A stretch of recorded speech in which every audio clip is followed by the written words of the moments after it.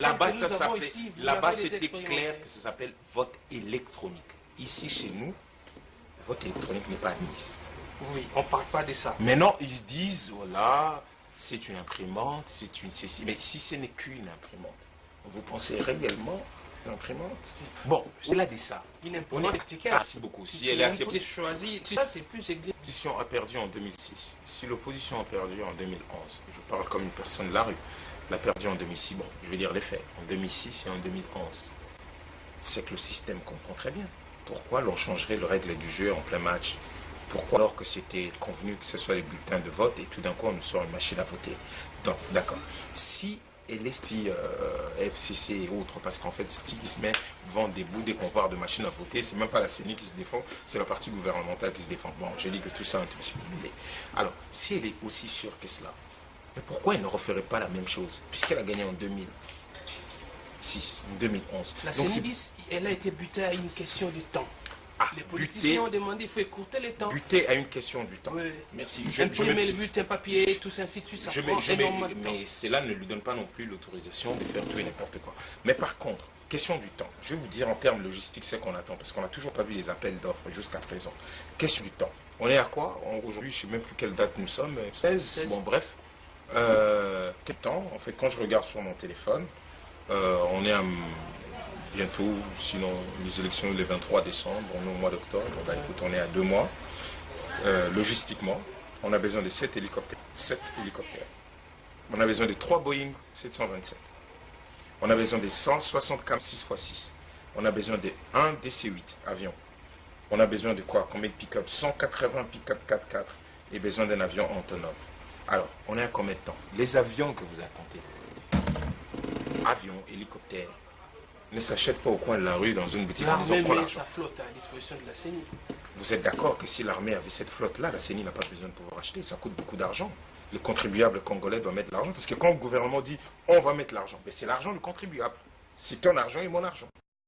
La CENI ne fait pas tout et n'importe quoi. Donc, l'idée ici est, il faut impérativement trouver un compromis.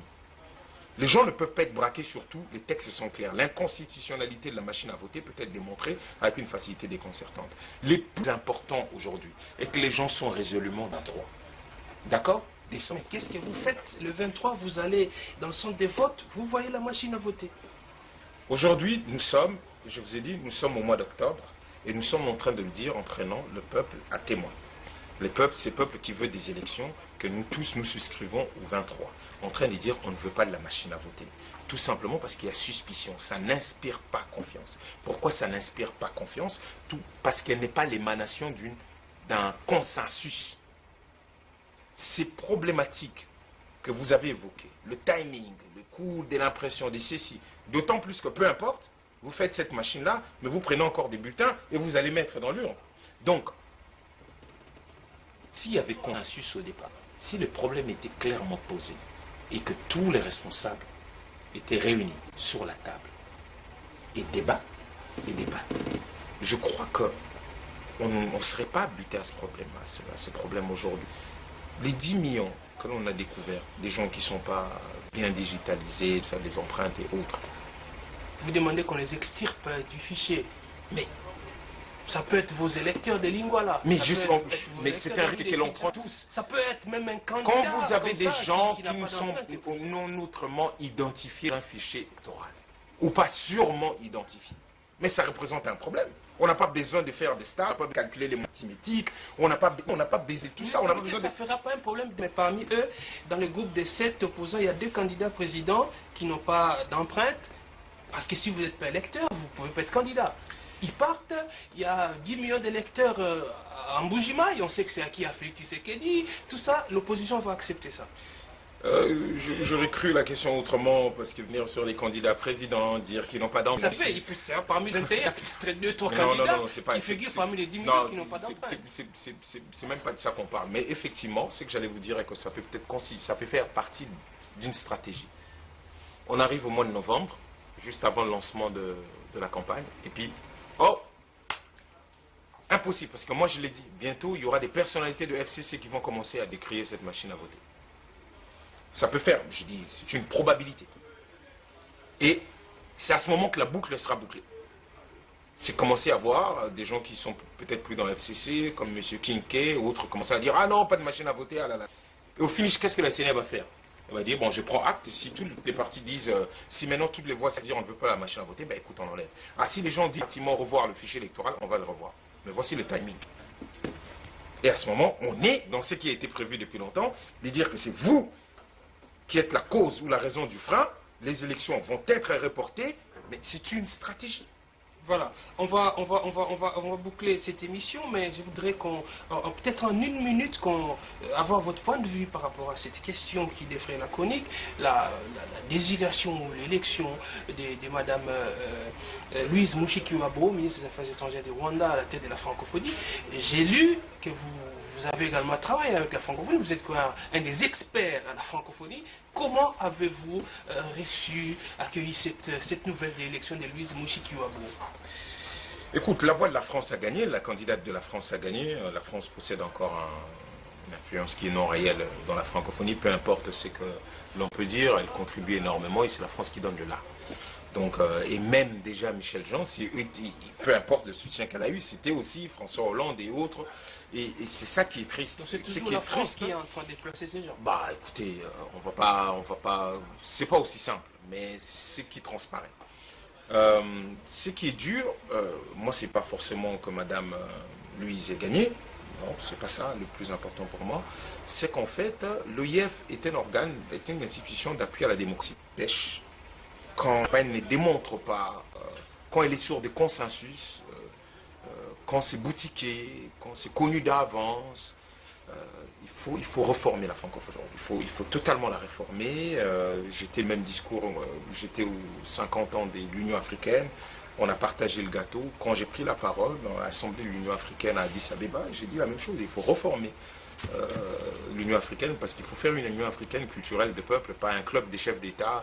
Et la francophonie, c'est à peu près pareil. C'est très administratif, c'est les chefs d'État. C'est le soutien d'ailleurs Paul Damé qui a été président, je crois, de la commission de réforme, si je ne m'abuse. Bon, écoute, ce qu'on a une espèce de bretelle où l'Union africaine, dans sa présidence tournante, c'est M. Kagame, tous ont un appui non négligeable, je vais dire, sont impliqués aussi dans l'accompagnement des élections, processus électoral au Congo. Mais bon, qu'à cela ne tienne, on va dire, concours, circonstances des faits, concordant, tout ça. Les plus importants, ce qui nous concerne pour la francophonie, et qu'il est important aujourd'hui de pouvoir revoir cette institution. Le Congo aujourd'hui, en fait, c'est le pays qui pèse parce que c'est là où on trouve le plus de locutaires. Et c'est dommage que le Congo n'arrive pas à hausser sa voix, parce que même le Congo a soutenu la candidature. C'est dire que aujourd'hui, sans le Congo, la francophonie ne serait vraiment plus ce qu'elle est. C'est pas pour rien que ma vie, l'avenir se trouve quelque part, mais on n'est pas à mesure de pouvoir faire les choses correctement. Ça fait mal quand même.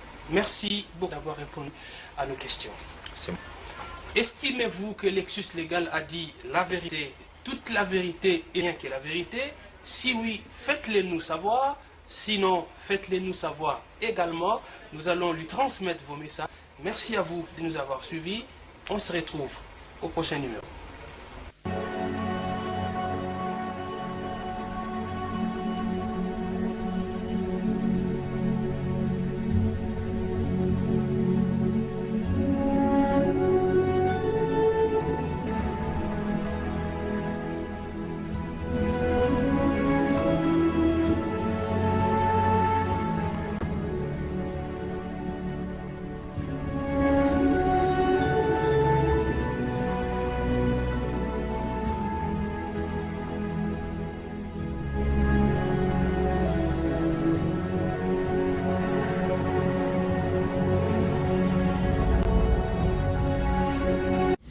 Emmanuel Shadari Ramazani, c'est le candidat de la République. C'est l'invincible candidat porteur de l'étendard de la République. Le peuple veut les élections. Nous, les FCC, nous sommes derrière Emmanuel Shadari, le choix du chef de l'État Joseph Kabila. Bakinois na Bakinois, n'appelle bango félicitations. Peuple congolais, merci. Merci pour l'amour, nabino pour Mboka. Merci pour l'amour, nabino pour Kabila. Merci Mingi pour l'amour, nabino aussi pour Shadari Emmanuel. Joseph Kabila a vu loin. Il veut la paix pour ce pays. Il aime ce pays. C'est son pays. Il aime son peuple.